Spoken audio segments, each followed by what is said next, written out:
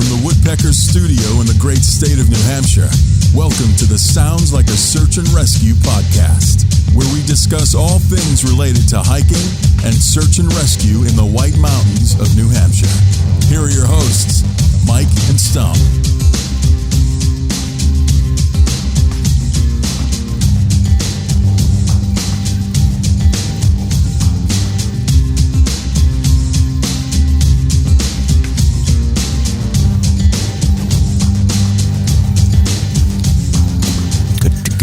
Okay, Stomp, episode 95. We are almost coming up on a century here. Yeah, wow, it's cruising by. Still no idea for the 100th, but that's all right. We'll figure it out. Plenty of time. Gonna get Beer Grylls on. Oh man, I bet he's a tough character to get a hold of. I'm gonna expose him for the shenanigans they tried to pull, saying they were in the wilderness and they were in Glen Ellis Falls. Oh man, that's awesome. Did we talk about that in one of these earlier episodes? I think we might have. We did, yeah. That's a great story. I know. It's just so disappointing, though. Yeah, it is. I actually purchased that episode just to see it, and I still have it on the all my systems. So I'll have to watch that one again because that was really silly. Think you're in the middle of the Pemmy wilderness and you're like 5 seconds off the road. Oh yeah, absolutely. Yep. Wait, yeah, Glen Ellis, right? Glen Ellis Falls. Yes. Oh well, it's the camera trickery. All right, Stomp, you have something you wanted to ask me on the script. Transitions, let's go. Yeah. I saw this article about unsolved murder mysteries, and the data shows that in 2021 only 50% of homicides were solved according to FBI statistics, and I thought that was really interesting. I just wanted to get your take on it because I know you're the big data guy and love these unsolved mysteries. So what's your take on this? That's pretty shocking to me. So I haven't looked at this article. So what it's saying is that of the murders that happened, only half were solved? Right, exactly. Less, yeah, exactly. Which is pretty stunning. Yeah, I'll have to check this out. I mean, my theory would be, and I'm pulling this open as we look, my theory would be that murders get solved when, I think a lot of these unsolved murders are likely in urban environments, higher crime areas where, police may be stretched. Like, I think, the higher profile stuff that tends to make the news and like primetime in 2020, like I think those things get a lot of attention, but my guess would be that the sort of inner city I don't know how to say this, but like the sort of normal sort of day-to-day killings that happen, they probably don't get that like much attention. Like that, like inner city, someone gets killed in inner city like Little Rock, Arkansas, or St. Louis, Missouri. It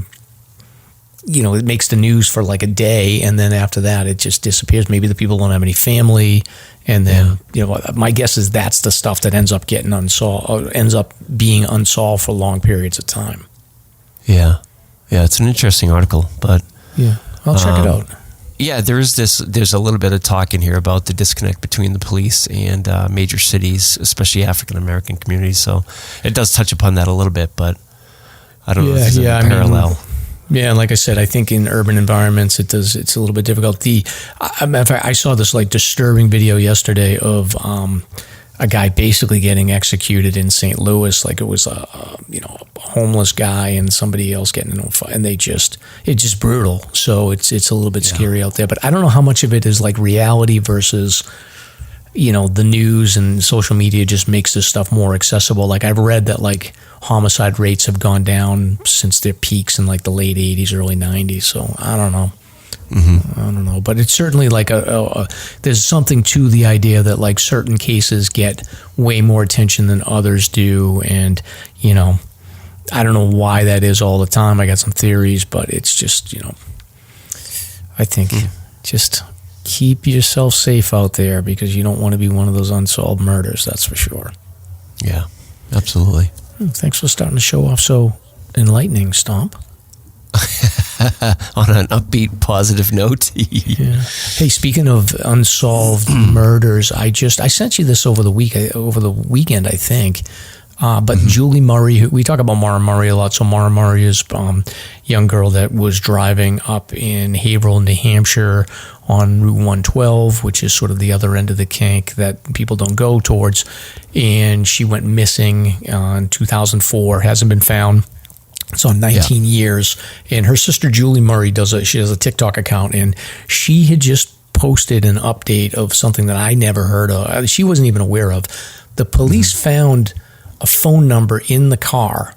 The day after the accident, they went to the car and they did an inventory. They found a phone number.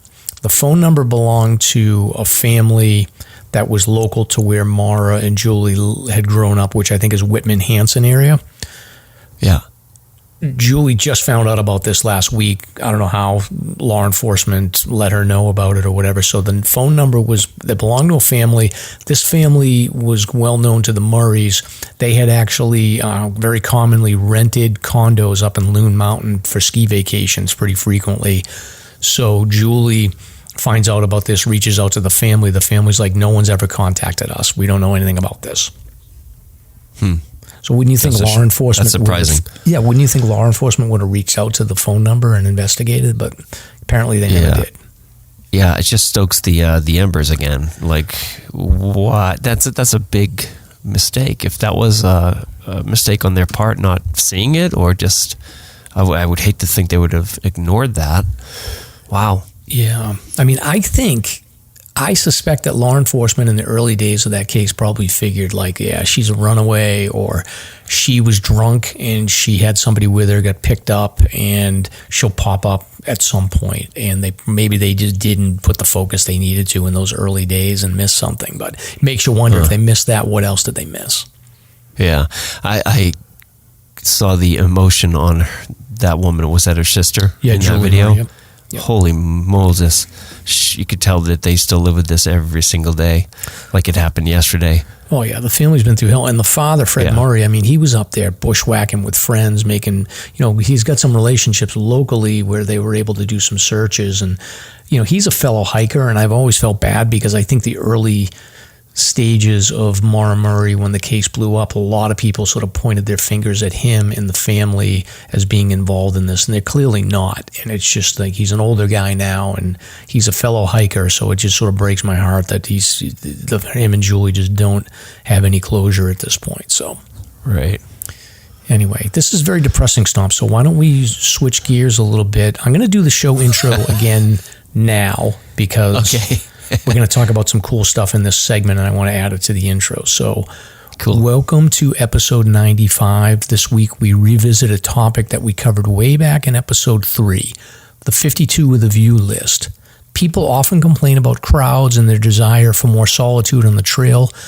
The 52 with a view list will offer hikers in New Hampshire, for the most part, a chance to experience some of the less crowded and more scenic peaks in and around the White Mountains, and even outside the White Mountains. So, yes, there are some busy peaks on this list as well, but for the most part, it'll get you away from the crowds. So we'll break it down for those of you that are thinking about exploring something other than a 4,000-foot peak, and I'll do my best to sell you on why I think this list is actually better than the 4,000-footers. All this plus Stomp goes to Livermore, Mike goes to Cabot. We got some beer talk, we've got some pop culture talk, we got snowmobile crashes, and we've even got some Bigfoot sightings in New Hampshire. So I'm Mike. And I'm Stomp. Let's get started. That's a good teaser, right? Oh yeah, that's a good one. Speaking of Bigfoot, there's a new show on Netflix. Have you seen that? There's some new. Which one? I don't know. It's a brand new one. This woman is hunting down Bigfoot and whatever else. I just saw a brief little headline about it, but I was curious if you had seen it. No, I haven't seen it. Okay. I'll have to check it out, but I might as well I had this one set aside a little bit farther down, but I might as well just raise it up. So there was an article yesterday in the Conway Daily Sun. We may have to track this guy down, but let me see if I can pull it up here. Holy moly, is that, looking at that picture, he's holding a ceramic cast of a 1.5 foot long footprint. Huh. Yeah, it's interesting. So wow. So excuse my voice. I'm suffering from a sinus infection. Oh, no worries. So this gentleman, basically, he's a local in the area, and matter of fact, my free preview just disappeared on me, so I can't reference the article, but I'll do it off of memory. So local gentleman, he had recently done a talk about local Bigfoot sightings. So he is I guess he's involved with the biggest Bigfoot research organization in the country or in the world, and he's like their Mike. It sounds like he's like collects data. Yeah, it's a database. I do have access to the article if you need any help. Yeah, so he has a ton of data, and he did a presentation somewhere locally, and the news covered it. He went in at the end of the article. There's like a couple of different like sightings that he claims that are documented, that he claims happened in the New Hampshire area. And it's kind of funny, like they ask him, like, where did you get this info? And he's like, I can't disclose my sources. So I don't know, either he's either full of garbage, or maybe he just wants to protect somebody that's like, I don't want my name on this. But it's interesting. He said that there was a Bigfoot sighting at Redstone. So that's like an old quarry behind Walmart in North Conway. Okay. He said that there was supposedly hikers on Mount Tom that heard some rustling in the woods that sounded Sasquatchy. Sasquatchy. Yeah, well, maybe it could be a moose. Adjective. Yeah. Sasquatchy. Sasquatchy. So, and then there's some other, I don't know what else. There's like a list down the bottom, Stomp, if you can see. Well, what's interesting is it says that the database that he's a part of goes back to the 1800s. So I wonder if you couldn't data mine that information and come up with some pointers as to where to look and where to, do some reconnaissance to find these creatures that supposedly are out there. Yeah, I mean, it's so hard. Like there was that article that we talked about a couple of weeks ago where they said there's a correlation between the population of black bears in an area and Sasquatch sightings. So I think a lot of people get confused about a black bear versus a Sasquatch. Yeah, that makes sense though to me, for sure. Yeah. So, but maybe we'll get this guy on. Well, is he a local? Yeah, he looks like he's local. Sandwich. Yeah. Tom Baker of Sandwich. Oh, yeah. Okay. Yeah. Wow, cool. He's a former fighter pilot, too, so he's not some kook. Yeah, no kidding. So, yeah, we'll add that to the ever-growing queue. Yeah. Not to say we wouldn't have a kook on. I'm happy to have some kook on. Yeah, me too. So, but funny. And thanks for our friend Al for giving me a heads up on that article, too, by the way. Uh-huh. And I've actually got 2 more things that Al had sent over that I'm going to use right now. So, Stomp, do you play video games at all? Have we ever talked about that? I had my heyday back in like the 90s and 2000s, and I'm sort of burnt out on it, to be honest with you. But I was a big gamer, like all the Steam stuff, Half-Life and Portal, things of that nature. But not anymore. I just find them too stressful, to be very honest with you. Yeah. See, I was always a big like Nintendo guy when I was growing up, and then we had Sega in college, and then when I moved to Boston and lived with my friends, we were PlayStation. Yeah. And then when I got married, I got into like Civ 3 and like Age of Empires. I like those world building games. Oh, yeah. And then when the kids were little, I got the Wii. And I didn't really do other than just the Wii, and now I've got Nintendo Switch. So I do a little bit. I do FIFA a little bit, and mostly like I go back into the Nintendo 64 games on my Switch. But Al had sent us a couple of video games that are hiking related, which I thought was pretty cool. Oh, that's neat. Yeah, and I think the first one, Stomp, this one may motivate you to get out of your retirement slump on Steam. So the name of this game is The Missing Hiker. It's a video game on Steam. Okay. I still have my Steam account. Yeah, it's called Missing Hiker, and it is a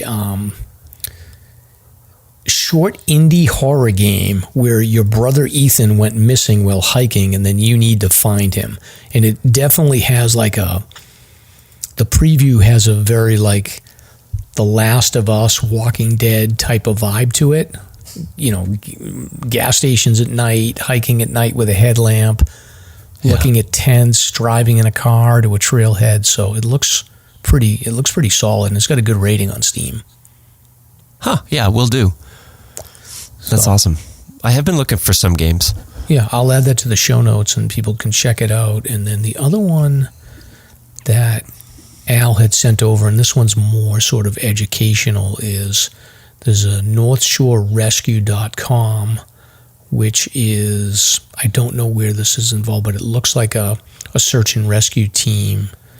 And they put together a interactive experience that was funded by the Ricks Family Foundation, Methanex with support from Talon Helicopters. And basically what it is survive your own adventure interactive experience. And it's a click by click. So it says this interactive experience features scenarios that some players may find uncomfortable, blah, blah, blah. So it's all about sort of like search and rescue missions and stuff. So it seems pretty interesting. Huh. That's awesome. Yeah. So it looks like it's like they'll give a summary of information. Then you have to do some sort of like interactive pieces and then maybe answer some questions and make some decisions on where to go. Okay. So choose your own adventure. Very nice. Have you seen the Mount Everest hike games that are out there? No. They're pretty neat looking too. Just do a quick search for them and they'll pop right up. You know, they're three-dimensional as if you're looking at Google Earth or something similar, and you can more or less just hike your way up as if you were trying to make your way to Everest with all the different base camps and things. But there's all kinds of neat stuff coming out. Yeah, I'll check that out too. Very well, Stomp. So car break-ins hit WMUR. You said that they were like a week late, so you picked up some later articles about it? Yes. Well, I just saw it on WMUR. I'm like, wow, why a week late? So I was just actually proud that we had captured that story so early. And, I think we're starting to do that quite a bit lately, actually. And granted, we're always on social media and things like that and ripping around some of these forums and whatnot, digging up in news. But yeah, SLASR was ahead of the curve on that one. Any more news on that, by the way? How was the last weekend or was it my car stories? Survived. I was on Cabot and my car survived. But I think, unfortunately, the last time we had this situation, like it was on the Kank, it was over the summer. And it was like it would go quiet for a couple of weeks and then it would pick up again. So my guess is that they had success this time around. They're going to try it again. So I think anybody listening, like just do yourself a favor, keep your car unlocked. Don't have any valuables in there. Even if you've got, like, I know Lynn was talking about how she has like the sort of a lock device around her. I wouldn't even mess around with that stuff at this point. Like I was thinking about it. I think that it's better to just not leave anything valuable in there and just get them frustrated and hopefully they'll go away. Yeah, it's a crapshoot. Yeah. Who knows what these people are thinking, but yeah. That was actually part of my reasoning for my hike this last weekend. I parked right down on 302. I did, the car's right there on the highway, so I felt a little safer doing that. But yeah, you can never tell. Yeah, Stomp made a nice reel on his hike. We'll talk about the specific hike later on in the show, but he made a video of Livermore, which we've talked about in the past, which is an abandoned ghost town that used to be a big booming logging town with a train station and mansions and a whole population of people. So as you make your way up Sawyer River, Livermore is past the summer parking lot there. So did you make that video yourself? No, that was actually Lynn Sweezy she did the editing. I gave her some guidance and I had recorded just the snippets and I had sort of an idea of what I wanted to get out there to everybody. But she did a phenomenal job and I think it really captured the heart of it in a very brief, succinct video, which is not easy. I mean, the whole magic with the reel is that they're so brief, but they're right on the point, Yeah. I'd love to do more of these. And we will. So many things to talk about. Was it surreal standing there, like in the, because you were by yourself, it's like wintertime, it's very quiet, all the sounds kind of cushioned. Is it just weird thinking that like that used to be a bustling logging town?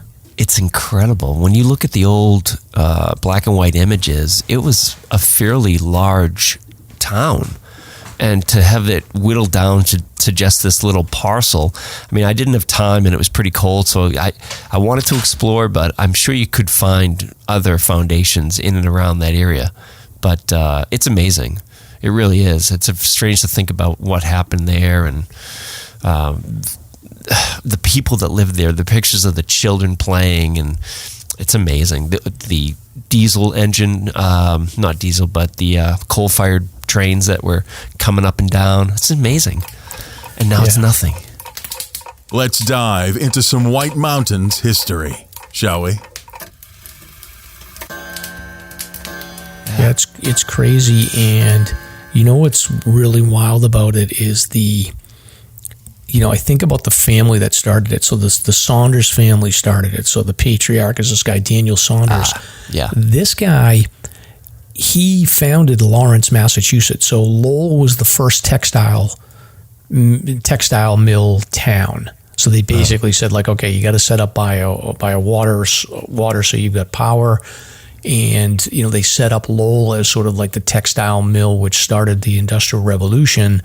Then they went upriver and they were like, well, we learned some lessons from Lowell. Let's really optimize the way that we can do these textile mill towns. And they just basically took, it was like 5 guys that were in Boston. They got investors and they just built Lawrence as an optimized textile mill. And this guy, Daniel Saunders, was like one of the founders. They built a dam. They got all the water rights that they needed all the way up to like Lake Winnipesaukee, and then built this textile mill. And then he goes on, he has 2 sons. He ends up going up north. So he's a textile baron. And then he goes up north. I think his son, his namesake was Daniel Saunders. He married, I think the lady's name was Mary Livermore. So that was how they decided to name the town Livermore. The younger son had married somebody from, I think it's the Norcross family. They were already lumber barons up in, I think, the Grafton area. So they sort of showed the Saunders how to get the rights to logging for the Swift River, the Saco, and the Sawyer River drainages. And they were the ones basically that sort of showed them how to do the logging, and they got the rights, built the railroad out into the wilderness, and then established Livermore over time. So not only did this guy who was a major founder of a huge industrial city, then he goes up again and becomes a logging baron. So it's just crazy. Yeah, it's just pretty neat. Yeah. Just, hey, I'm going to be a logger. Yeah, exactly. So I think he founded Lawrence in, the mid 1800s, and then by 1874 they had approved all the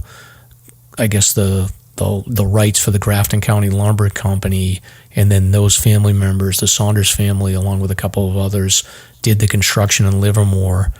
And I think by 1876 the town was incorporated, and then they were up and running by 1880. And I think, didn't it say the town was in place until like 1931 or 1950 or something? I honestly don't recall. I'd have to look up the article, but it's possible. Yeah, it's crazy that they were able to achieve that. But now it's a tough location there, I would think, because you're kind of in the middle of, even like Twin Mountain in that area is not very populated, but like Conway and Bartlett obviously have a pretty good population, but they're just a little too far out, I think, to be viable. True. Yeah, and the geography is a little tough. I do mention that in the reel. Like, you're literally on it's like a gorge. I mean, the foundation is probably, the base of the gorge is maybe 100 yards wide. I mean, it's not the most hospitable area to make a town safely, I suppose. That was my big question. Like, how could this be a safe place to build a city? Yeah, exactly. And there was only really like a 20-year period where the logging was really robust, because you got to figure by, like, I think it was like 1911, the Weeks Act came in, and that's when like the clear cut logging, I think, pretty much stopped in the whites at least. And, you know, like we talked about how cars became more popular in the early 1900s. So there's just a lot of change going from, like, this guy Saunders, like his life went from textile mills, industrial revolution, all the way up to, you know, his sons experiencing the automobile. That's awesome. Yeah. Daphne's bugging me here. Sorry. Well, she we're talking history. She always does. Yeah. Daphne's going to be history. You gonna make more of these? Oh, I think you and I both should, especially with the help of others, to give it that nice sheen. You know, it's neat. I don't know if anybody has ideas of things they want us to cover. Drop us some emails or direct messages, and we will consider that for sure. I have a couple in mind. You know, when it gets warmer, Mike, I want to go up to that World War II concentration camp for the POWs. Yes. In Stark. I want to see, I was thinking about it now, but I'm like, nah, that's probably the place to go when the snow's gone, just so you can see historical artifacts and things. But yeah, I would do that, because I want to get back up to Nash Stream and hike Sugarloaf again. That was one, and we're going to talk about the 52 with the views. That was one of two peaks that I hiked with the 52 with the views that I didn't get a good view. So I would like to definitely do that, go up there and visit Stark, and then get up to Nash Stream and hike Sugarloaf again. Yeah. Oh, that sounds good. Yeah, we could tackle that. Yeah. Anyway, the last thing on this, the comments on that reel were funny. Everybody commented, very cool, when they saw the reel. Like, it became a joke amongst all the commenters. It was great. I tried not to say that for like at least the last 50 episodes, but maybe I've slipped. I don't know. It's stuck. Maybe the bingers are the ones that were commenting, but yeah. Could be. Very cool. Very cool. Very cool. Do you ever get nervous when you're doing these videos and you're talking that, like, someone's going to walk up and you're going to feel weird? Yeah, like Sasquatch. No, it wasn't too bad. Or just like another person, like, you know. You know what I'm more concerned about is having my out of breath, shortness of breath coming through on the video. So before I even press record, I'll try to get my breath and cool it and just make sure I'm cool and collected. I'm the worst with that, because I try to take like videos, you know, scenic videos, and I don't talk, but I am definitely like, you know, because you're going uphill. Oh, you know what? Yeah, exactly. But the other thing is getting facts wrong, or like details. When you rewatch videos, you say stupid things. Like there's one point in there where I say span versus bridge, but what I meant was it was a span for walking because it was so narrow, but it was not a bridge for driving. That's what I meant. So it's like you hear that, like, after the fact, the quarterbacking, like, I should have said that differently. But anyway. Well, speaking of breathing heavily, the Mount Washington Road Race Lottery. So I guess it's March 2nd. So is that tomorrow? Tomorrow. So we're recording Tuesday night. Tomorrow is the big day. We'll lose $100 in registry fees, whether you're in or not, and we'll find out. Yeah, apparently. Well, wait a minute. So if you're registered, just so that people are clear, if you don't get in, then they don't charge your card. So are you sure about that? Yes. All right, because I remember prior years where I'm pretty certain they took $100, win or lose, but that would be nice. Yeah, no, they don't charge if you're not in, if you don't get in. Okay, well, fingers crossed. You're in, right? Registry wise? I registered, yeah. Yep. Yeah, good. All right, let's touch base tomorrow and see what happens. Okay. Oh, by the way, so what happens if you do get in? That's my big question. Are you going to go on your chicken diet? Yeah. You see this treadmill behind me? I need to have access to one of those babies. That goes up to 12%, and I'll be running on that thing. Yeah. You're going to change your diet, though, dramatically? Why would I change my diet? I don't know. Are you at the proper weight for the race? No. I go my chicken and rice diet. Oh yeah, that'll work. I'm thinking I want to come in around 2 hours if I get in, and that's even like a fast walk. I calculated if I'm going 3 miles an hour, that's a good 6 miles, 2 hours. If I can boost it on the flats or the relative flats, I can get up to 4 and come in around 2 again like I used to. What's your plan for that? Any expectation? I don't know. I think my best time was 1 hour and 37 minutes. And wow, that's great. That was a few years ago, and I think the last time I did it was 1 hour and 50, and it was pretty hot that day. So I don't know. I haven't run my last half marathon. I think I did 1 hour and 30. I think it was 1 hour and 37. My last flat half marathon. So I don't know.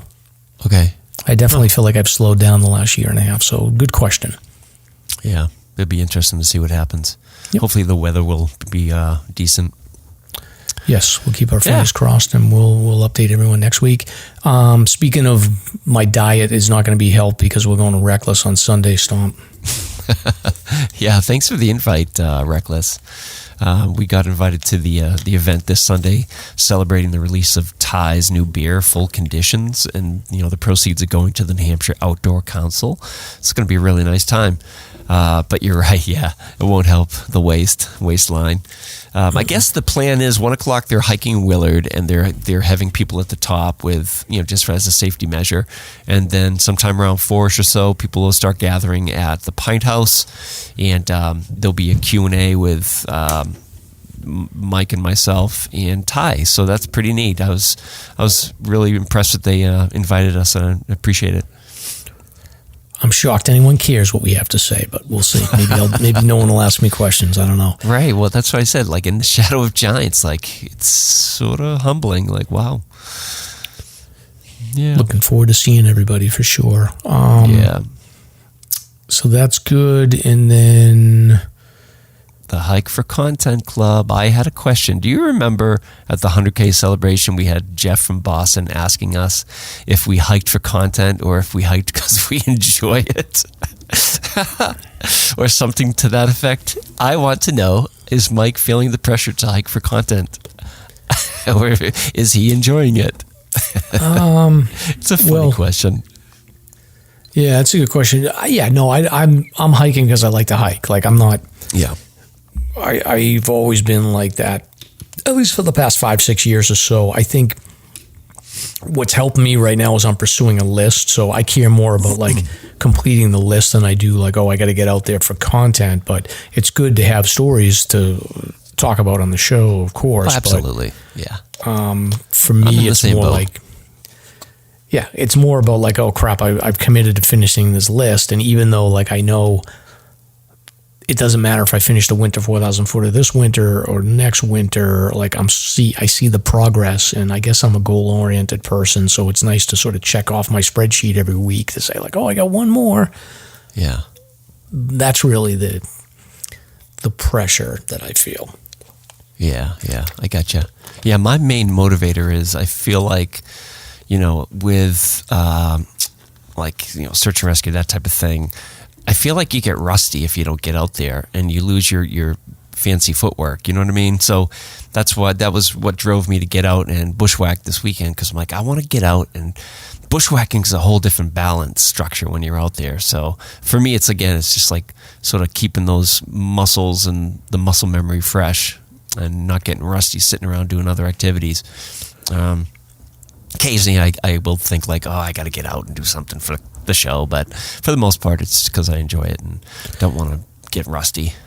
Yeah, and for me it's like, I think about, we've had Martin on a couple of times talking about sort of the end goal is to stay healthy well into your older years, and I think like I saw a lady hiking this weekend, and she was definitely older, but she was plugging away, she was going up Cabot, and sort of like, if I can still be moving and hiking mountains when I'm that age, I'll be pretty happy. So I think even getting out once a week, even though not every week, and definitely this hike to Cabot, I wasn't feeling it in the very beginning, it's worth it to get out. So I don't really, not getting bored with it yet.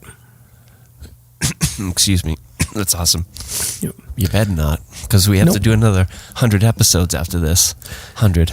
Yeah, exactly. In fact, I'm hiking I'm going to hike on Sunday. I don't think I'm going up to Willard because it's just a little bit out of the way, but I am going to do something on Sunday before. So I'm going to hike before I go to Reckless. So if anybody's going and they're going to see me, I might be a little stinky, but I apologize ahead of time. Nice. So that'll be fun. Yep. We're getting so much snow. Bring your snowshoes, that's for sure. I know. Looks like it'll be breaking trail on Sunday. Yeah, I swear to God, I thought the winter was done, and I should have known better. Yep. It's coming back. All right, Stomp. Next subject here, you got snowmobile tension. What's going on? Yeah, this is interesting. One of the groomers of one of the local trail systems, the clubs, posted that he was actually resigning from the club because he had a disagreement with other members of the club regarding when and when not to open trails and this and that. You have to have a 6-inch foundation, but there's a deeper problem that's arising. And if you've ever snowmobiled, you'll see these little tiny signs that say, stay on the trail or stay home. And what's happening is a lot of the trails in this trail system are on private land, and if the foundation's too shallow, you're destroying private property. And what's happening is a lot of the private landowners are getting pissed, and this is becoming a huge problem, and it could really impact the snow trail system here in the state. So stay on the trail is what I can tell you. I just wanted to bring it up because it's important to me. I love snowmobiling, and I just don't want to see people ruining it for everybody else, and that's really a reality now. So you got to cool it and follow the rules. A very interesting story. It is interesting, Stomp, but I just don't have time to invest in another hobby drama. Like, I just had too much drama going on in the hiking community. I can't worry about the drama going on in the snowmobile community. I get it. It's interesting, but like, I just can't invest. Oh, sure. Yeah, otherwise, there is really no drama, though. I mean, there are a couple pages out there, but tame compared to the hiker stuff, in my opinion. Yeah. So, anyway. Yeah, well, good luck. I think, the snow this weekend will solve some of those issues. Oh, for sure. Yep. No question about it. And apparently there was another earthquake, 1.5 up in North Woodstock. So they're becoming a little more frequent. Something to keep an eye out for. Big one's coming. Yeah, I don't know what's the story with that, but yeah, interesting. Who knows? Hey, we made it to the pop culture talk, and we're under an hour. We're like at 35, 40 minutes? Yeah, we may have to skip some of this stuff, but let's... absolutely. Let's start with the Golden Gaiters Award for next week. So here's the deal. All the submissions are in, and the votes have been tallied just before we started recording. I finished them. So next week's show will be the Golden Gaiter Awards, and make sure you dress up in your tuxedo and pop the champagne, and we'll go through what you guys selected as your favorite or the best of the White Mountain hiking community. It's that simple. So it's going to be a lot of fun. We had 48 categories, to match the 48 peaks, and some of the results are really, some of them are surprising, some of them aren't, and some of them are actually really hilarious. So you're going to have a really good time, and we're going to make it a great show. Beyond that, I mean, what's happening in pop culture? Cocaine Bear was a hit. Did you see this yet? Or I have not seen it, but apparently it slayed the box office. So that's interesting news. I do not intend to see it. It's ridiculous to me. Are you going to see it? Yeah, I think I'll see it. Like, I like these. I think the timing of these types of movies, like, remember when Snakes on a Plane came out, like, and it was in the cultural zeitgeist for a couple of weeks. Like, I think these types of movies, you can't have them come out every week, but there was an Anaconda movie as well that was pretty popular at one point. So I think these types of movies are fun, like kind of campy horror movies, which are good. But I'll check it out, I'm sure, at some point. Yeah. Interesting. And then as for the Lord of the Rings, I mean, apparently Warner Brothers is planning on doing a film or a series of films. And of course, everybody rolled their eyes, the Lord of the Rings fans, particularly after the effort that Amazon went after with this. What was the name of it? I didn't even watch it. It was just not my cup of tea. But there is hope because Peter Jackson may be involved with this. And it's very interesting. to me, because Amazon is in a rough place right now due to the reception of that series, the last one, and Warner Brothers is probably looking to stick it to Amazon, in my opinion. Yeah, I don't know. I mean, I actually started coming around to the Rings of Power, which is the Amazon series. I kind of came around towards the end once the first couple episodes were rough. Yeah. But I don't know what they're doing. Are they going to remake Lord of the Rings? Are they remaking The Hobbit? Are they going to do something with the Silmarillion? I don't know what the plan is. Yeah. All the above, actually. Yeah, even keeping it present time, like just right after the ring is destroyed. So there's all kinds of talk about potential storylines. Silmarillion would be tough, but hey, more power to you. If you get the right crew making it, then it's all the difference. So we'll see. Yeah, I don't know. Lord of the Rings, the first both of those trilogies were excellent. So I don't see them trying to redo those in a successful way that's going to be better than what they already did. But maybe they could surprise us. I don't know. Yeah, who knows? We shall see. But that's when you say Peter Jackson, my ears perk up for sure. So we'll see. Yes, we have our first sponsor for the show, Vaucluse Gear. Back sweat sucks in all types of weather and hikes. Not only is it uncomfortable, sweat is a risk factor, causing your core temperature to fluctuate if it doesn't evaporate off your back.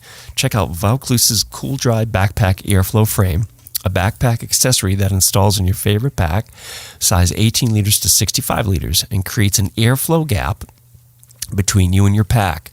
Whether you're in hot or cold temperatures, even if you have a pack with a curved frame, the Cool Dry frame is a real game changer when it comes to airflow. Visit VaucluseGear.com to order a Cool Dry frame today.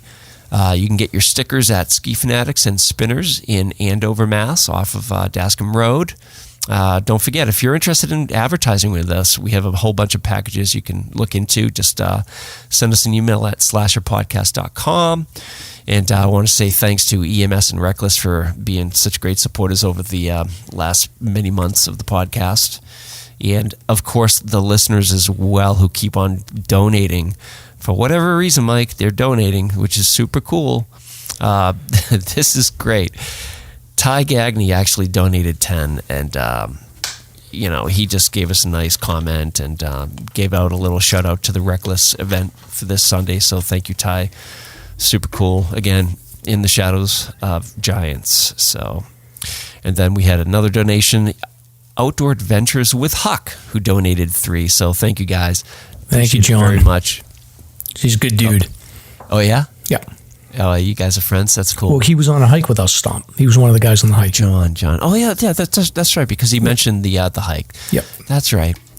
Let's see. We have another donation here, since you already did the intro. Not a donation, a sponsor. CS Instant Coffee. Zero waste instant coffee that comes in compostable packets, perfect for the trail and home. Each packet makes about 20 ounces of coffee, so you can take one of them on an overnight trip, and it makes 2 pretty good-sized cups of coffee. Put it in your backpack, find some hot water, and you're good to go. Learn more by going to our show notes or Google CS Instant Coffee at csinstant.coffee. The thru hikers are leaving Springer Mountain. They should be all using CS Coffee when they head out. But the bubble is starting to move forward. I think they said, so I saw 67 or 68 people checked in at Springer on yesterday, I believe. Wow. So they're starting to flow. And usually between like this week and the next 2 weeks is where you get the biggest volume of people starting, and then you'll have some people. You'll have a pretty good volume up until middle of April. Yeah. Huh. Well, then they'll be up in the White Mountains probably, July. Yeah. Oh, speaking of long trails, I do hear rumors that Cheswick is planning another crazy adventure, so I can't reveal it at the moment, but word is it's going to be even bigger. Oh boy, cool. Yeah, I'm exhausted thinking about it. No kidding, it's amazing. All right, Stomp, what are you drinking tonight? Do you have any beer? Are you drinking any beer, Mike? I got water tonight, and I'll explain why in a moment. Hello? Oh. Mike just disappeared. he might have been Sasquatched. I don't quite know what happened. I bet he pulled out his USB cord. Or he was abducted by Exit 33 UFO people. Or, what else could happen? Or Russian bots hacked the server and shut us down. That was weird. Very weird, Stomp. Had a little blip there. So what are you drinking? Just a little cranberry juice. I'm sick. I have a little sinus infection, so I'm taking it easy with that stuff. So you have to carry the weight here. What you got? I have nothing. I'm drinking water. Wow. Couple of stiffs, Mrs. Mike bought beer, but she didn't get an IPA. She got Allagash White, and I had one the other night, and I didn't really like it. So I interesting. don't have any beer besides that. Huh. Yeah. Oh boy, I'm telling you, if we get into this race, beer is history for a couple months. Yeah, true. Anywho. That is true. Okay, so no beer. We're losers tonight for sure, Stomp. So recent hikes. So I know you talked a little bit about going over Livermore, but that wasn't your hike. What were you doing over there on Sawyer River? Well, I thought I might try a little modest bushwhack, and I decided upon a small little peak that's literally right off of the beginning of Signal Ridge Trail. So, you had to walk up 2 miles to get to the trailhead of Signal Ridge, which leads into Carrigain and the Hancocks, if you want, and a few others. And it was like a foot of snow with a crusty, somewhat icy base underneath, and it was a nice time. It's about, I'd say it's probably almost a mile to get to this summit. Beautiful open woods. There was a cool little register at the top, and in one of the reels, I think I had suggested this is a nice little beginner bushwhack for people that want to learn how it works in the winter anyway. So that was about it. And a couple snowmobilers on the road on the way up, and a whole bunch of hikers coming up after the fact. At least a dozen hikers coming up with full packs ready to camp out overnight at Carrigain. Pretty cool. So that was about it. It was 500 highest peak for me, so that puts me up another notch on that list. What's the name of the peak? Signal Ridge Parking Lot Peak. If you look at Signal Ridge Trail, it's the first high point literally right there. Is it to the left of the Signal Ridge Trail or to the right? To the left, which would be... Okay. Yeah, to the left. Yeah, I see it right there. Yeah, pretty neat. It looks like it's a hop, skip, and a jump, but trust me, there were several false peaks, and there was this beautiful ridge to start with, a very narrow ridge that you had to snowshoe up, and with a huge drop on either side, and then that opened up in open woods. So it was really nice experience. Interesting. Yeah, I'm sharing my screen here, Stomp, so I can see the peak right here. Yeah. Yeah, that's very good. That's exactly it. Yep. Yeah, it looks like a perfect little small mountain. Yeah, and many of them are on the 500 highest list. It's based on that 200-foot prominence. If a summit has 200 feet, it's on the list. So now you made it awesome. up. You made it up way north. I went way north, long drive. Was snowing a little bit as I got there, but it was Mount Cabot. So I went up to York Pond. Mm-hmm. So I had to go through. I went up 16. I went through Pinkham Notch and then Gorham and Berlin and up to Jericho, and then you get right past Jericho and it's the next turn down. Yeah, and then you got to go down about 6 or 8 miles. So gotcha. half the challenge there is to drive. Oh, sure.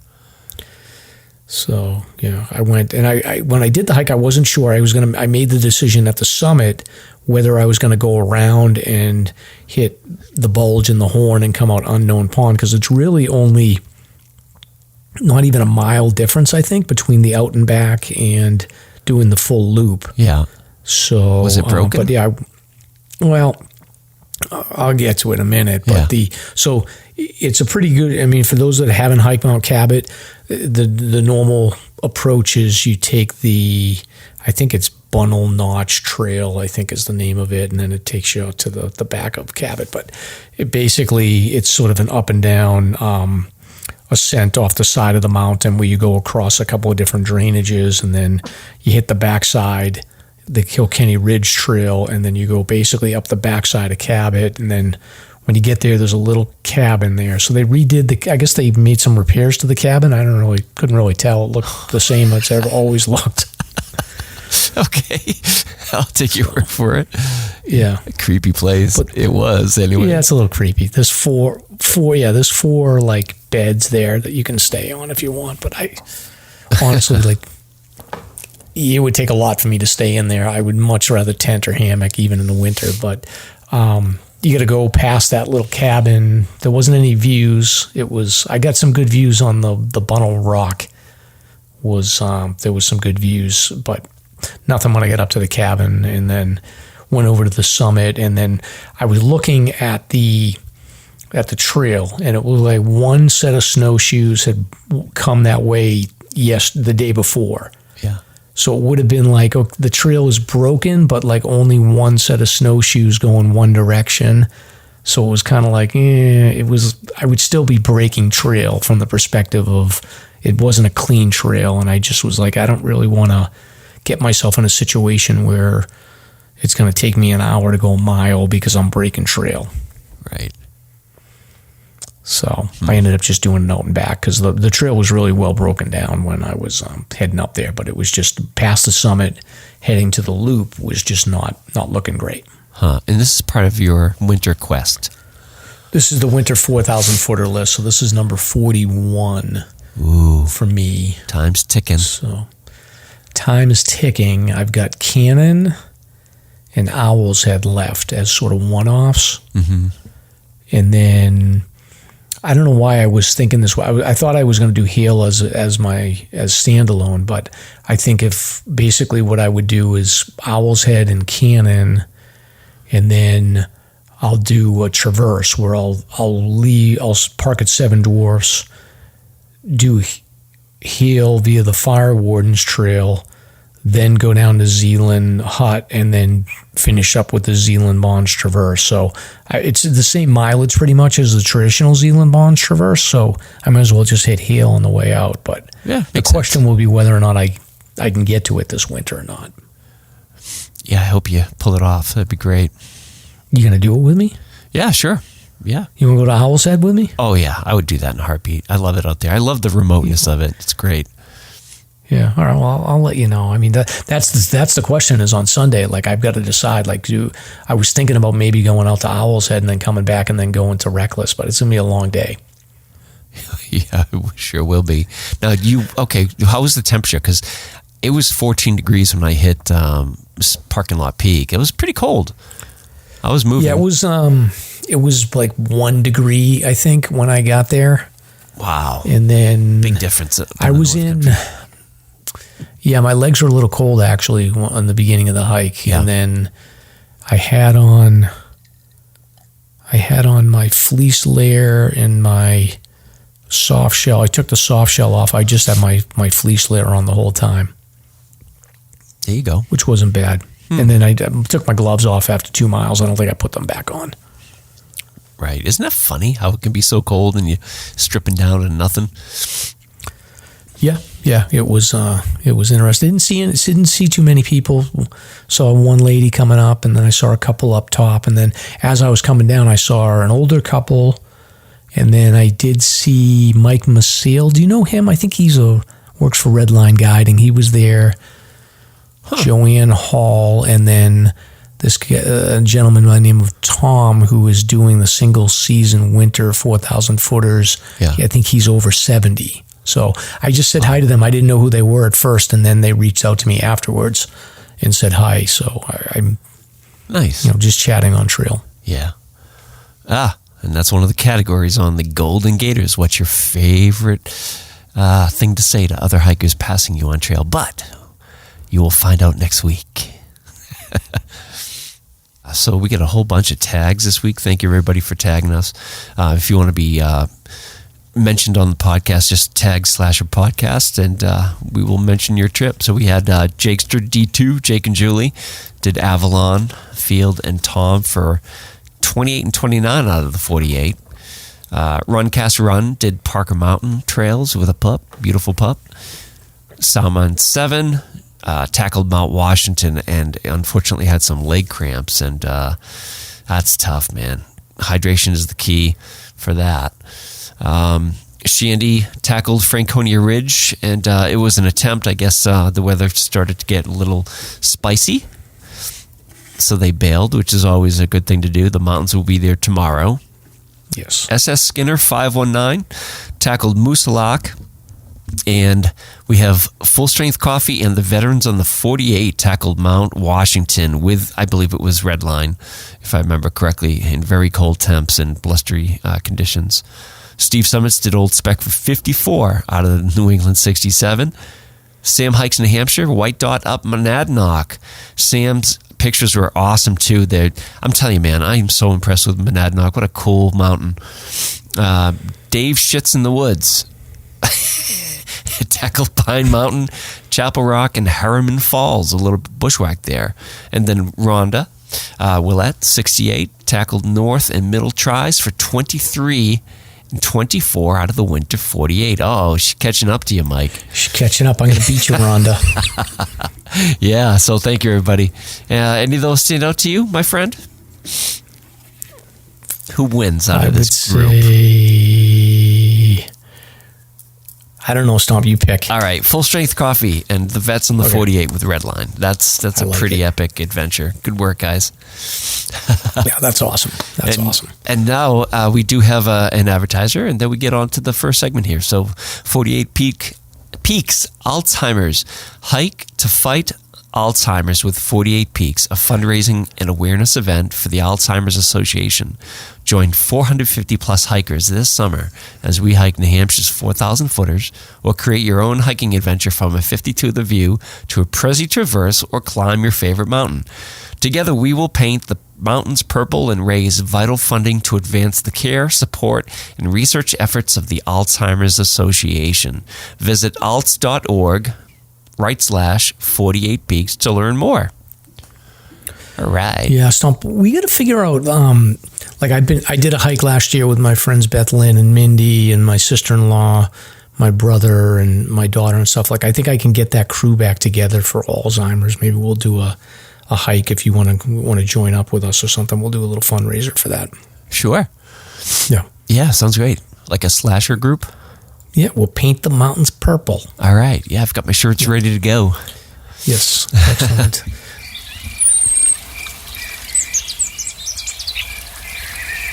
Slasher's hiking topic of the week.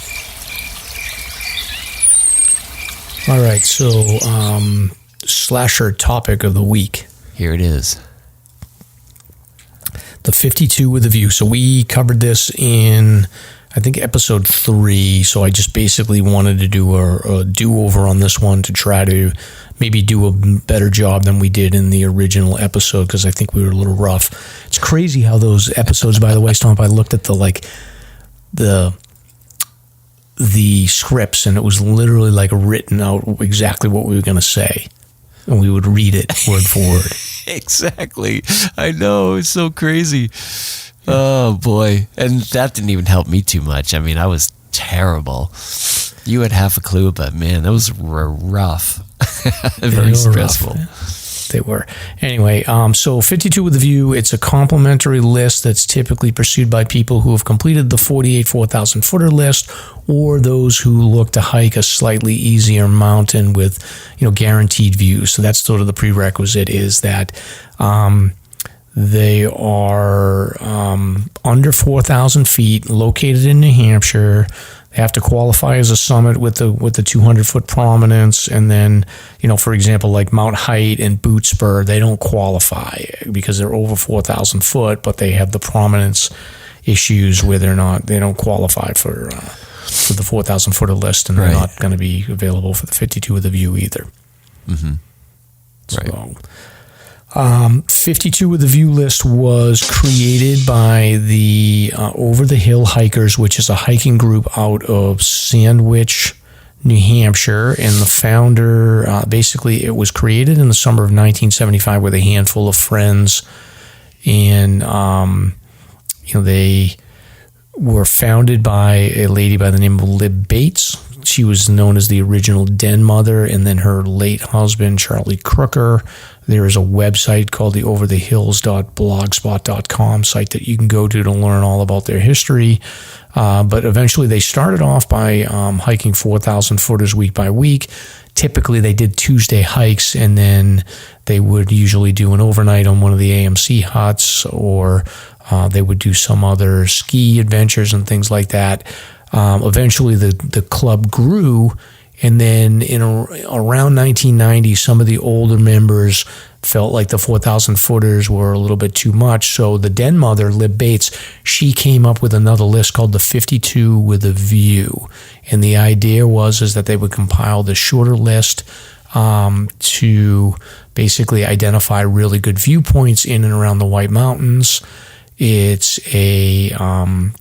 the idea is that you would do your 48 4,000 footers, and then you do your 52 with a View, and that would comprise 100 summits of New Hampshire hiking. So over the years, the list of mountains has changed a little bit. There's about 7 or 8 retired peaks, and I think the last update was a few years ago for the list here, and you can basically... there's resources that are available for you to track the details of the summits. But before I get into that, just one last thing about the Over the Hill Hikers Stomp, and I thought this was interesting, is the group is specifically for Lakes region, so they're not taking on new members or anything like that. They've got a pretty big crowd, but they organize weekly hikes, and the way that they do it is they've got a group which does 4,000 footers and more aggressive hikes. They've got a B group that focuses mostly on the 52 with a View, and then they've got a turtle group, which is like 3 to 5 mile hikes that are usually a little bit shorter. So I thought that's a pretty good way to break it down, is A, B, and turtle. Yeah. I should look into that turtle group. I might fit maybe, right in. Maybe.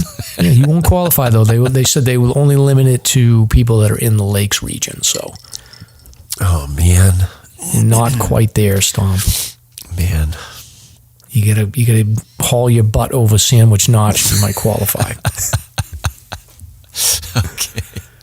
Yes. Yeah.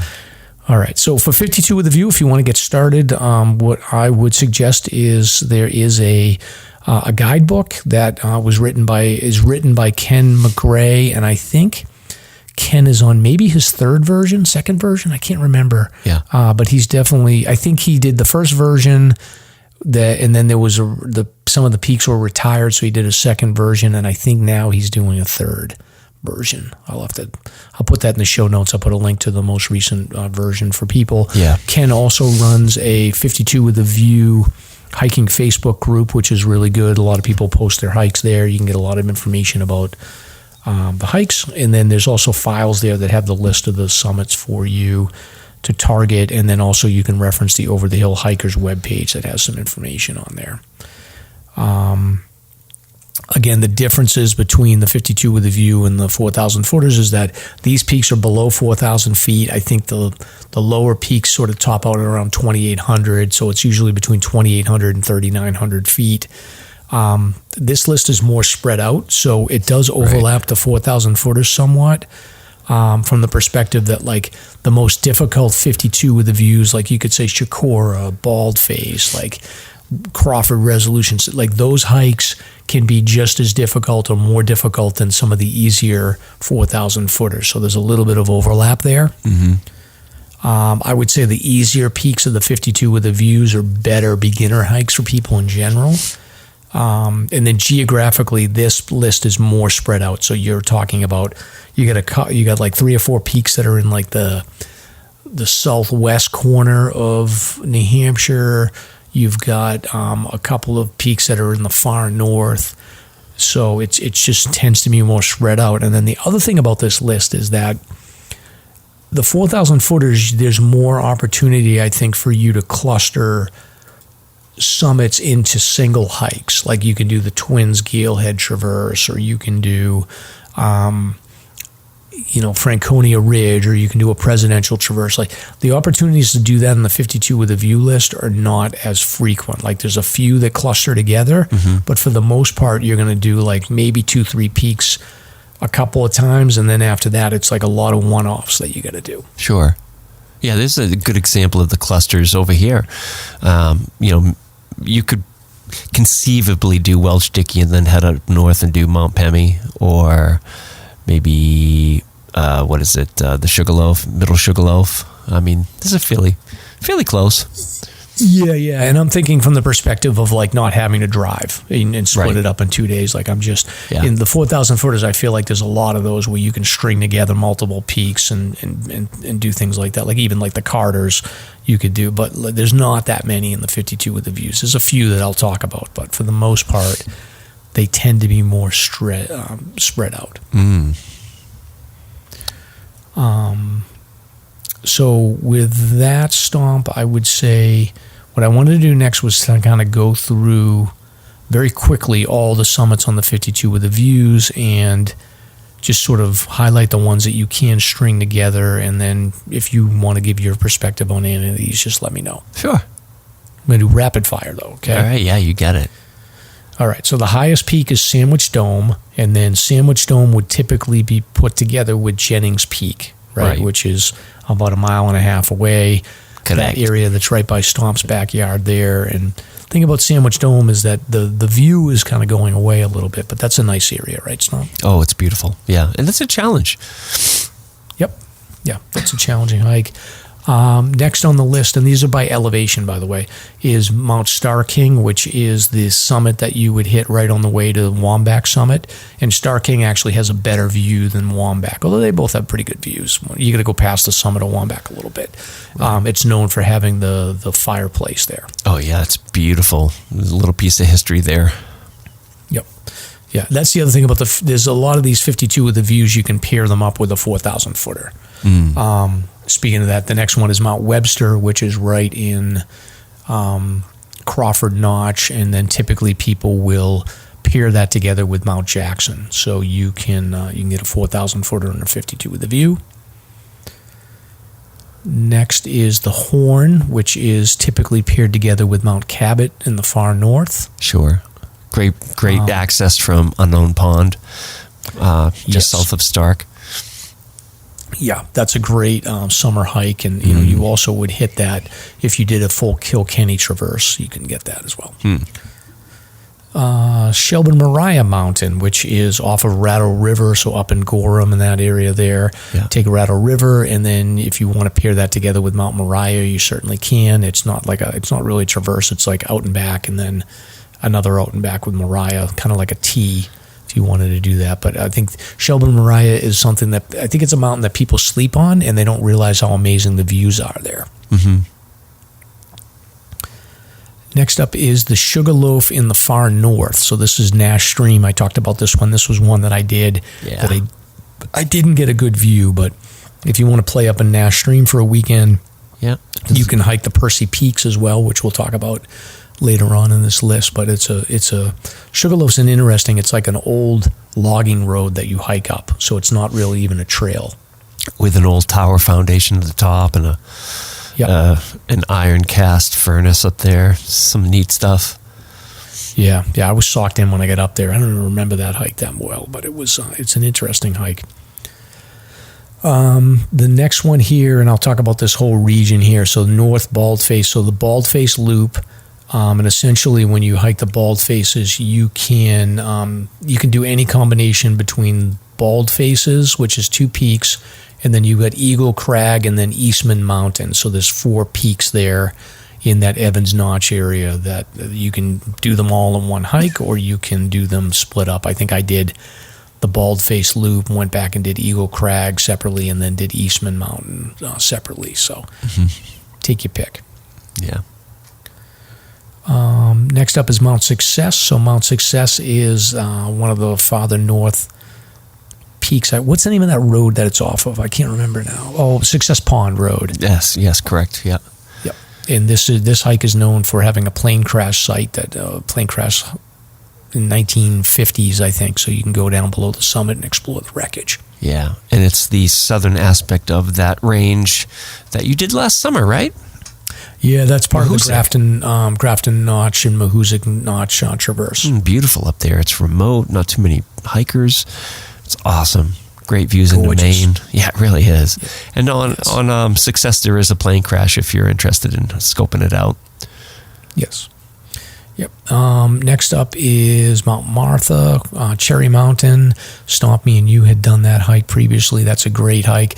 I think what stands out to me for that is like when you get to the summit, it is a straight shot down Crawford Notch to view down into the presidentials, and it's pretty fascinating to see that view. Yeah, great stuff. Yep.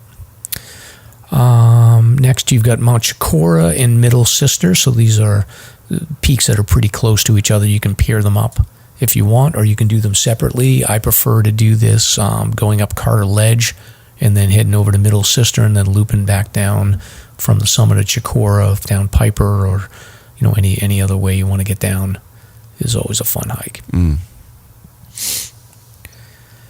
Next is Mount Stairs. So I typically will pair Crawford, Resolution, and Stairs together. These are three peaks that are pretty close to each other. You can access this via the Davis Path, which is off of 302, very close to Sawyer River Road where you were on Carrigan Stomp. Yes. Yep. Next is Mount Avalon, which is typically paired with 4,000 footers, Willie, Tom, and Field. I did that one a few weeks ago. Avalon is brutal. It's a 500-foot climb from the trail split, and it's like straight up. It's like probably a 500-600-foot climb in less than a half a mile. It's amazing. Yeah. There's another one, Mount Tremont, which is sort of the same thing. It's like a very steep climb that comes at the end. It's just really a butt kicker. So. Then we've got the Percy Peaks, which is, like I said, off a Nash Stream Road way in the far north. And then another one in the far north, McGalloway Mountain. So this is a pass like Pittsfield. Have you been? Way out there. Pittsburgh. Have you been there before? No, not that far. The furthest I've gone is the Sugarloaf that you had mentioned. Okay, yeah. Yeah. So this is like if you go probably another 20 miles north, McGalloway's up that way, I think. And the tricky part about McGalloway is it's like a dirt road and a logging road, and it's kind of sketchy. You don't know if your car's always going to make it. So if you get a small car, I wouldn't recommend it. Take a four-wheel drive. And then it's another one of these hikes where it's really like it's not a trail. It's just like a logging road. Right. And cool fire tower up top. Yeah, I have to get up there. It's just such a hike sometimes, driving. Yeah, no doubt. And then next one on the list here, we're getting down to like 3,200 feet of elevation, is Kearsarge North, which even though it's 3,200 feet of elevation, like that's not an easy hike. Now, is this the one with the... This is the fire tower. In Chatham, correct? No, this is the Conway one. Okay, because there's one in Chatham that's listed as well. We'll get to that. Oh, okay, I see. I always mix those two up. Yeah, this is Kearsarge North. Remember we did that hike, early morning hike, and we caught the undercast, and that was a tough hike. That's a good challenge. Yeah. Next up is Smarts Mountain. So Smarts Mountain is over by the Dartmouth Skiway over in western New Hampshire. So its closest peak so this is on the Appalachian Trail. So before hikers on the Appalachian Trail, they get through Hanover, and Smarts Mountain has a fire tower on it. It's got a little hut there, and then you get over there, and you can also go through Mount Cube as well. So that's an interesting area that doesn't get as much travel. Yeah, I love Cube. I've never been there. I just love the name. I'm dying to get out there. Cube is a great one. There's a north summit, so the main summit's got some nice views, but then there's a north summit as well that's got amazing views out to like Moosilauke. It's gorgeous. Next up is the Moat Mountains. So these are the mountains that are behind North Conway. that we talk about quite a bit here. So you got North and South Moat Mountain. South Moat is a good one-off mountain if you want to do like an easy beginner hike. Yeah. And if you want to go crazy, you can do a traverse across to basically start on Passaconaway Road, do South Moat, and then you can finish up on North and then make your way out to Diana's Bath. Mm-hmm. Yep. Stomp's new favorite, Mount Monadnock, is next. What a beauty. Beautiful there. Yeah, it really is. Then you've got Imp Face, which is basically right by in between the Carters and Mariah. Mm-hmm. It's a nice, I call this a good sunset hike. This is a good Friday night hike for people. And then we've got Mount Cardigan, which is, again, a southwestern New Hampshire peak, kind of north of Monadnock. It's a standalone bald summit, which is great. Mm-hmm. Then you got Mount Paugus, which is, I think, off of the Kangamangas, I believe. It's next to Hedgehog Mountain, if I'm getting that right. Then Stomp, we've got Mount Parker, which is a hike that we did in the snow. We didn't get any views, but that's off of that's in Bartlett. That's a nice one. I still enjoyed that. That was a nice day. Yep. And then we got a couple in the Ossipee Range. We've got Mount Shaw, and then we have Mount Roberts, and then Mount Israel. Yes. Which, Israel's Squaw Range, but Shaw and Roberts are Ossipee Range, and then there's another summit there called Black Snout that I tell people to do. Yeah. Oh, yeah. It's beautiful. Yep.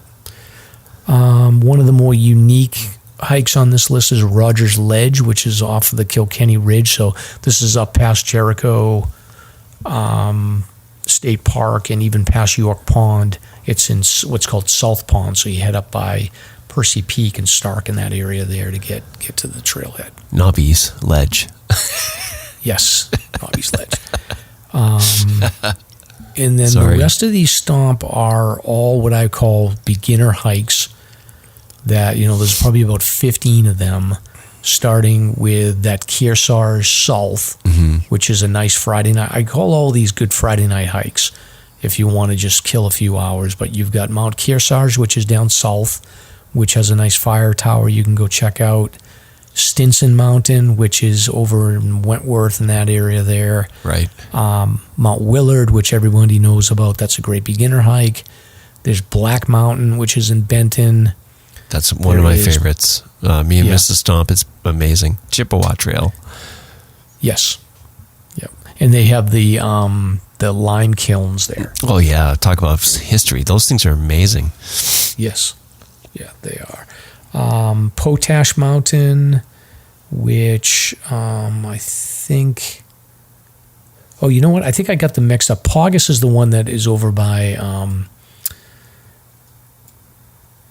Whiteface, Passaconaway, and then Potash is the one that's next to Hedgehog. So I apologize for that. Gotcha. Table Mountain is off of Bear Notch Road. Then you got Blueberry Mountain, Welsh Sticky, Mount Hayes, Hedgehog, Middle Sugarloaf, Pine Mountain and Gorham, and then Morgan Percival. So they're all good beginner hikes. Some of them are a little bit more challenging than others, but it's quite a list. I mean, if you're somebody that complains about crowds, use this list, and you'll hit some crowds like Chicora, Monadnock, Cardigan. You'll hit a few of them, but for the most part, you won't see anybody. Yeah, for sure. Yeah. And then retired peak Stomp. So there's a couple of these that are retired. There's Black Mountain in Jackson. There's Carr Mountain. Oh, yes. Hibbard. Carr. Yeah. You've been there. I've never been there. Oh, it's phenomenal. I think about it often. It's a really unique place. Not great for views, but it's like a very odd structure up there with old fire tower foundations and whatnot. It's awesome. Is that the one on the south of the Kinsmans? It is, and the quickest reference would be Three Ponds, Ellsworth, Kinneos, the Kinneo Range, Hubbard Experimental Forest. So it's in that ballpark. Okay. If you were going north on 25, you pass Stinson Mountain and then Rattlesnake. It's right in that area. Super cool. Okay. All right. Yeah, and then Hibbard and Square Ledge are two peaks that are over in that same area by Paugus that I spent a lot of time there this fall and winter in that particular area. So it's still, they have some views there. So they're not ideal, but it's definitely worth exploring that area. Iron Mountain in Jackson. I haven't been on that mountain, but I've heard that they've done some trail work there and that it's really nice. And then Mount Wolf, and then the West Royce and the Evans Notch is another one I was on this summer, which is really nice. Yeah. So cool. Love the 52 with a view, Stomp. Oh, it's great stuff. Great stuff.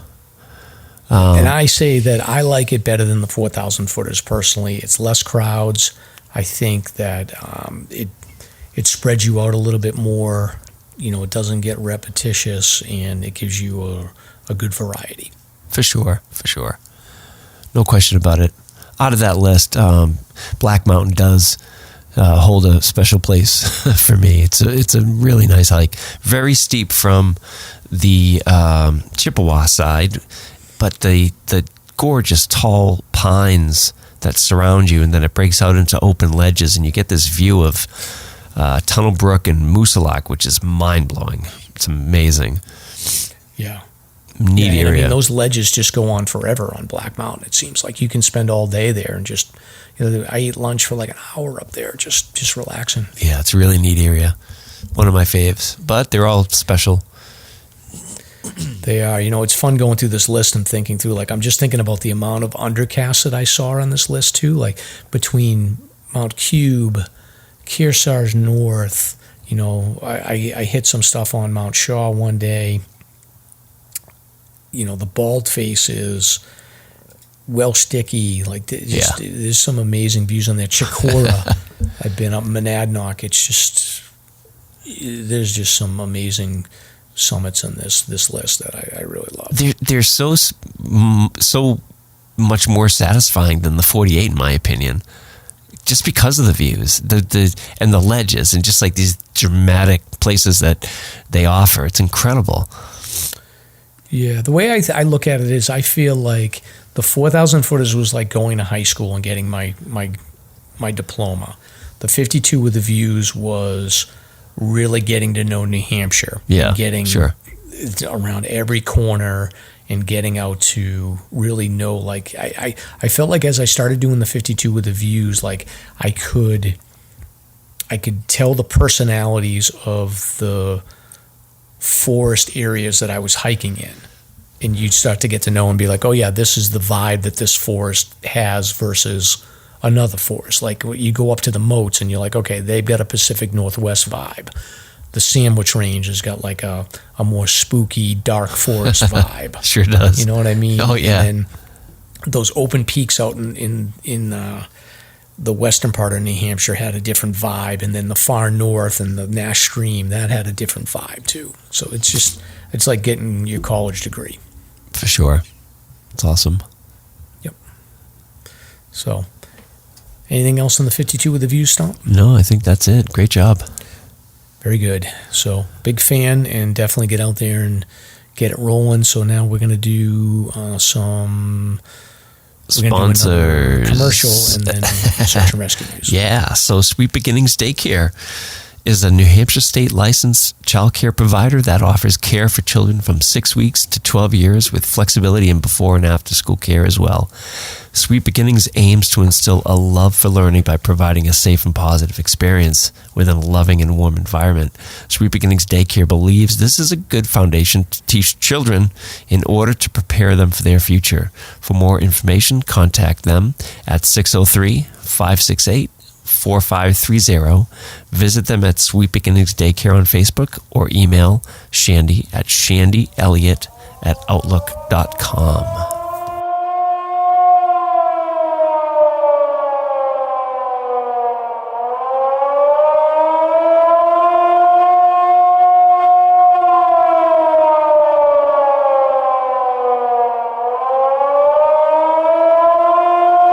Very good. Very good. So, search and rescue news, Stomp? Yeah, we have a really uplifting story to start the section off with. So, yeah, I see this here. So we're gonna go. Yeah, we're going worldwide on this one. So there was this is amazing. I actually kind of forgot about this, but there was a earthquake in Syria and Turkey, right? Yeah. I think the number's up to 50,000 people that died. Unbelievable. But this is a miracle. Crazy. So this story is uplifting. So there is a video circulating. Hundreds of people witnessed a rescue in person in Besnay, a town in the Harem district on the Turkish border. Yeah. And essentially what this was volunteers from the Syrian Civil Defense pulling out Mustafa El-Sayed, his wife Dua, and their 3 children, Miriam, Zuhair, and Elaf. Yeah. So in the video, the air is filled with people yelling and cheering. They're very excited. The El-Sayeds lived on the first floor of a 4-story apartment complex that had 170 units housing more than 700 people. Incredible. Yeah, so it must have been a pretty big apartment building. So when this quake struck at like 4 a.m, the father and mother were jolted awake. They got up to bed to check on their kids sleeping in the adjacent room, and within 30 seconds, the building collapsed and plunged them into darkness. Incredible. So the husband was shouting for his wife. She answered him. They both started screaming, and they were able to call out for their 5-year-old son, and then they were able to identify the rest of the kids there, and I guess they spent 40 hours under the rubble, trapped beneath the concrete and steel. I guess they said that the experience was like they were inside a coffin. So the wife and children would sleep and wake up, but the whole time I stayed conscious, trying to hear any sound of people above us. Oh my God. I can't imagine that. It's so terrifying. It's a miracle. It really is. What a great story. And I'm sure there are many other stories like that. He says he couldn't move his legs, but his arms were free. Mm-hmm. So, horrifying. Unbelievable. So, uplifting story. Yeah, thank God they found them. So, I didn't want to think about what they experienced in 40 hours, though. Yeah, no kidding. Unbelievable. Yeah. Brutal. Okay, so the next one here is a sad story. It's a Massachusetts-related hiker here that was hiking in Arches National Park. 71-year-old gentleman from Massachusetts who was with his wife and son, and unfortunately he collapsed and later died while at the park. I don't know if he was hiking or if he was just sort of visiting one of the more accessible areas, but first responders arrived on scene and performed CPR before the man was pronounced dead. So again, we talked about this a little bit a couple episodes ago, but I think that keeping an eye on your sort of medical situation, not to say that this guy wasn't, but, proactive cardiology assessments, I think, are always a good thing to do just to avoid this. But, not a lot of detail on this one, but just a sad story. Yeah. Yep. All right, Stomp. And then this next one here is... Rescuers ask climbers not to rely on Google Maps after a hiker narrowly escapes death on Lake District. So, good advice for sure. I don't think Google Maps is precise enough to be used in the wilderness. Yeah, I don't know. I'm trying to figure out where this is. So this is Cumbria Lake District? Where is this? Cumbria. That's a good question. Hold on, it might be over in the UK. Oh, no, I don't know. It's the Lake District. Let me click on that for a second. It is from the UK Independent. Yeah, northwest England. Yeah, there we go. Okay, very good. So I just wanted to make sure I had the right area here. So we're in northwest England. A guy calls for help at 6:30 on Monday after getting into difficulty on the ridge between Scaffold Pike and Great End. So it wasn't until 2:30 the next day, and he was hypothermic, having spent the night in close to freezing temperatures. He had foot and knee injuries and was subsequently treated at a local hospital. So the Wasdale Mountain Rescue Team was alerted to the man after receiving a call from the local police. They were able to contact him despite his weak phone signal and told him to stay where he was to shelter from the wind. They initiated a search.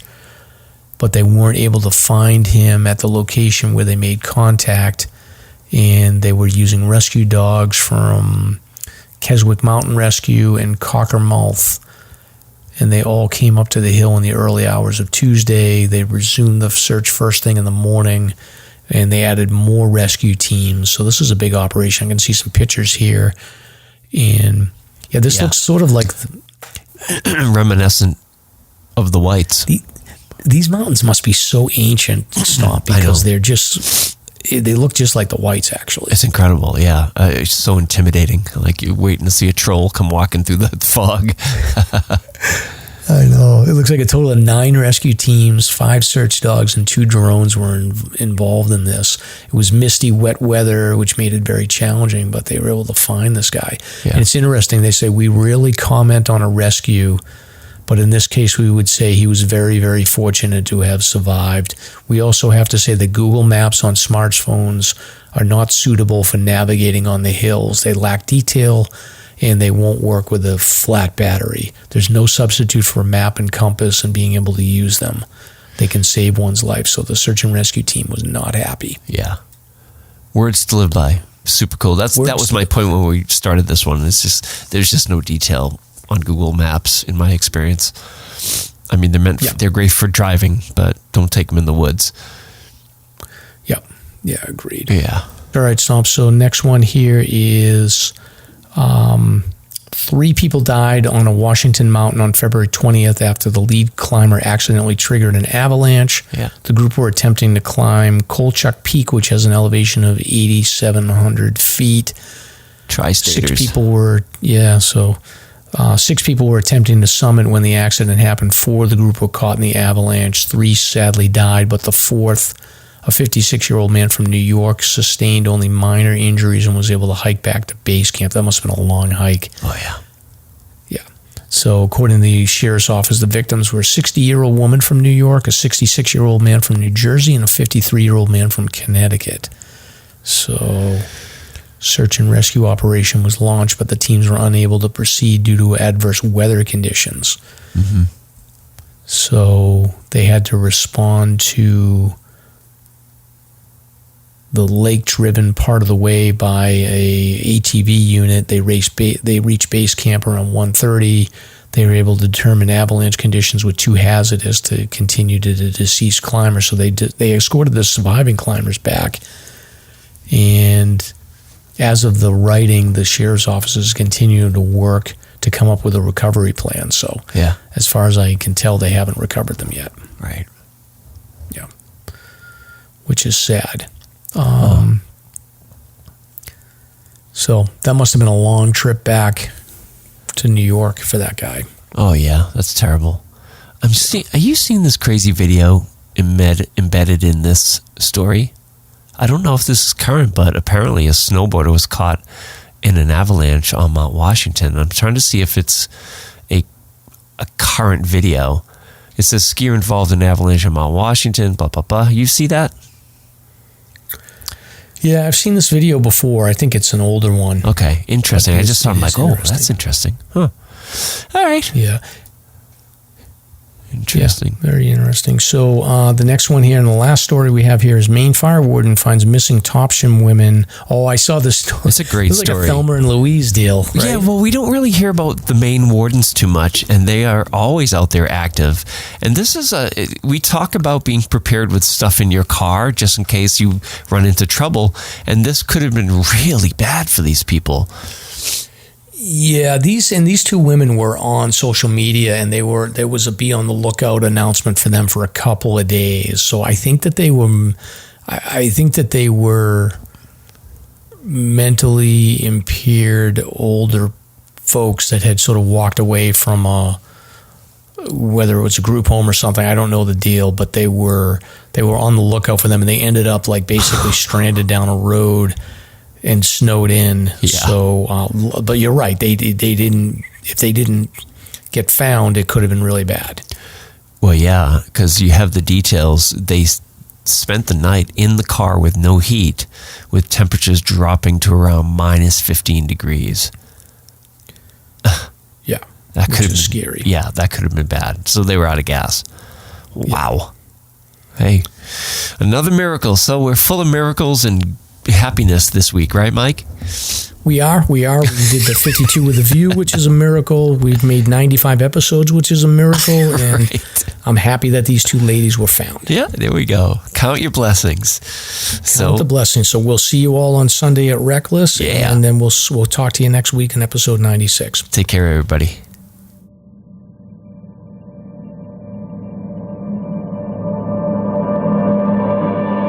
Thank you for listening.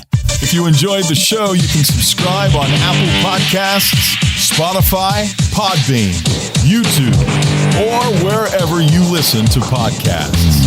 If you want to learn more about the topics covered in today's show, please check out the show notes and safety information at SLASRPodcast.com.